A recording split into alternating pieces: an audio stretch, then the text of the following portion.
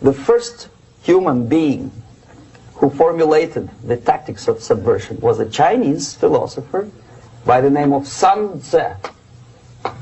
And he said, after long meditation, that to implement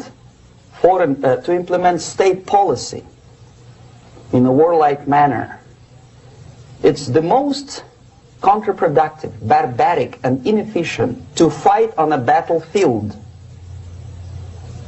You know that war is continuation of state policy, right? So if you want successfully to implement your state policy, and you start fighting, this is the most idiotic way to do it. The highest art of warfare is not to fight at all, but to subvert anything of value in the country of your enemy, until such time that the perception of reality of your enemy is screwed up to such an extent that he does not perceive you as an enemy, and that your system, your civilization, and your ambitions look to your enemy as an alternative, if not desirable, then at least feasible. Better red than dead. That's the ultimate purpose, the final stage of subversion, after which you can simply take your enemy without a single shot being fired, if the subversion is successful. This is basically what subversion is. What subversion is, basically, it consists of 4 periods, time-wise. If we start from here and go this way, time, right? This is the beginning point. The first stage of subversion is the process which is called, basically, demoralization. It says for itself what it is. It takes from,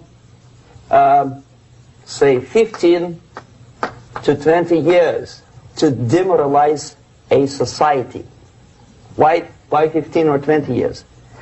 This is the time sufficient to educate one generation of students or children. One generation, one lifetime span of a person, a human being, which is dedicated to study, to shaping up the outlook, ideology, personality. No more, no less. Usually it takes from 15 to 20 years. What it includes? It includes influencing, or by various methods, infiltration, propaganda methods, direct contacts, doesn't really matter. I will describe them later. Of various areas where public opinion is formulated or shaped. Religion, educational system, social life, administration, law enforcement system. Sometimes when I describe all the methods, students ask me question, are you sure this is the result of the Soviet influence? Not necessarily. You see, the tactic of subversion, about which I'm talking, is similar to the martial art, the Japanese martial art. If some of you are familiar with that tactic, probably you will remember that if an enemy is bigger and heavier than yourself, it would be very painful to resist his direct strike. If a heavier person wants to strike me in the face, it would be very naive and counterproductive to stop his blow. The Chinese and Japanese judo art tells us what to do. First to avoid the strike, then to grab the fist and continue his movement in the direction where it was before, right? Until the enemy crashes in the wall. You see? So, what happens here? The target country obviously does something wrong. If it's a free democratic society, there are many different movements within the society.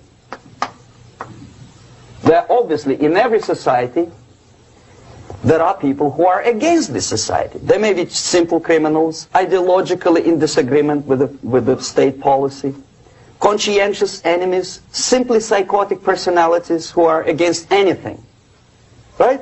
And finally, there are a small group of agents of a foreign nation, bought, subverted, recruited. Right?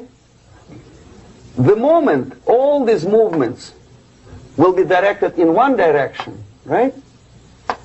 This is the time to catch that movement and to continue it until the movement forces the whole society into collapse, into crisis, right? So that's exactly the martial art tactic.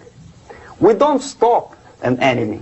We let him go. We help him to go in the direction we want them to go. Okay? These are the areas of application of subversion. What it means exactly. In case of religion, destroy it, ridicule it, replace it with various sects, cults, which bring people's attention, faith, whether it is naive, primitive, doesn't really matter. As long as the basically accepted religious dogma is being slowly eroded and taken away from the supreme purpose of religion, to keep people in touch with the supreme being, that serves the purpose. Therefore, replace it, accepted, respected religious organizations with fake organizations. Distract people's attention from the real faith and attract them to various different faiths. Education. Distract them from learning something which is constructive, pragmatic, efficient. Instead of mathematics, physics, foreign languages, chemistry, teach them history of urban warfare, natural food, home economy, your sexuality, anything, as long as it takes you away. Okay? Social life. Replace traditionally established institutions and organizations with fake organizations. Take away the initiative from people. Take away the responsibility from naturally established links between individuals, group of individuals, and society at large, and replace them with artificially, bureaucratically controlled bodies. Instead of social life and friendship between neighbors, establish social workers institutions. People who are on payroll of whom? Society? No. Bureaucracy. Power structure. Okay. The natural bodies of administration, which are traditionally either elected by people at large or appointed by elected leaders of society, are being actively substituted by artificial bodies. The bodies of people, groups of people, whom nobody elected. Never. As a matter of fact, most of the people don't like them at all, and yet they exist. One of such group is media. Who elected them? How come they have so much power? Almost monopolistic power on your mind. They can rape your mind. But who elected them? How come they have a nerve to decide what is good and what is bad for the elected by you, president and his administration? Who the hell are they? Power structure slowly is eroded by the bodies and groups of people who do not have neither qualification nor the will of people to keep them in power, and yet they do have power. The next step is destabilization.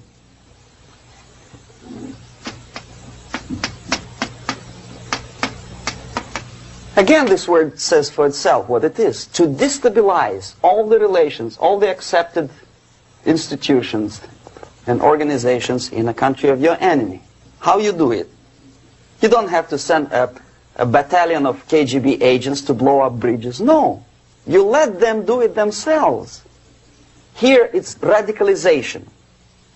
On the stage of destabilization, we cannot come to compromise even within a family. The husband and wife couldn't figure out which is better. Husband wants his kids to eat at the table, and wife wants a child to roam around the room and drop food all over the floor. They cannot come to compromise unless they start a fight.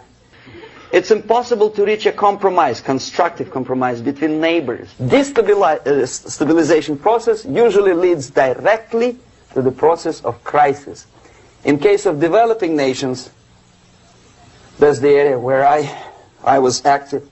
The process starts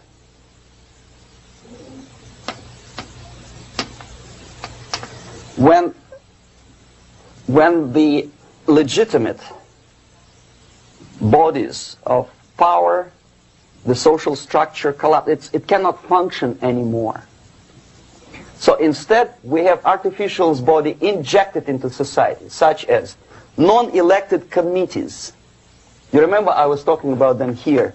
Social workers who are not elected by people, media who are self-appointed rulers of your opinion, some strange groups which claim that they know how to lead society forward. They don't usually. All they care is how to collect donations and sell their own concocted ideology, mixture of religion and ideology. Here, we have all this artificial's body claiming power. If the power is denied to them, they take it by force. In case of Iran, for example, all of a sudden we have revolutionary committees. What kind of revolution? There was no revolution yet, and yet they had the committees. They were taking power of judgment. They had the power of execution, they had the power of legislation, and that they had the power of judicial. All of them combined in one person, who is half-baked intellectual, sometimes graduated from Harvard University or Berkeley. He comes back to his country and he thinks that he knows the answer to all the social, economical problems. Okay? Crisis is when society cannot function any more productively. It collapses, obviously. That's the word for crisis.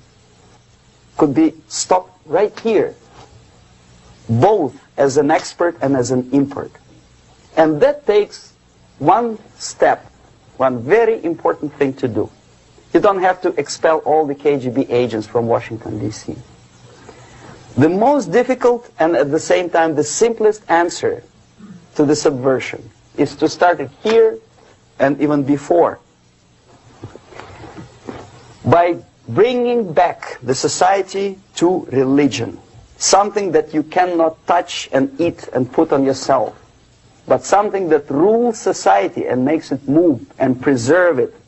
So the answer to ideological subversion, strangely enough, is very simple.